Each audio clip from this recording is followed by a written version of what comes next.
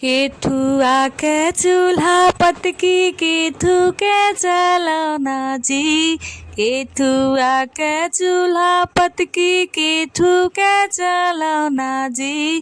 के करे दुलारी बहिना लावा भुजे ऐलिन जी। के करे दुलारी बहिनी लावा भुजे ऐलिन जी। मटिया के चूल्हा पतकी मुजी के जलौना जी। मटिया के चूल्हा पतकी मुजी के जलौना जी।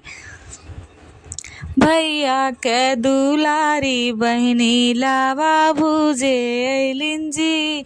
भैया के दुलारी बहिनी लावा भुजे ऐलिन जी।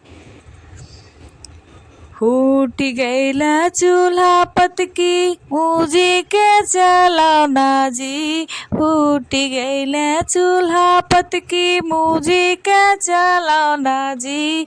भैया के दुलारी बहिनी लाजो ना लजैलिन जी। भैया के दुलारी बहिनी लाजो ना लजैलिन जी। हंसी हंसी पूछेली ननदो हमारी जी। काऊ काऊ देबू भौजी लावा के भुजाई जी।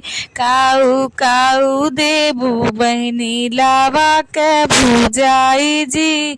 गाँव के गदवा देबे बुढ़वा बैलवा जी। बनरा बिदैया देबे लावा के भुजाई जी। बनरा बिदैया देबे लावा के भुजाई जी।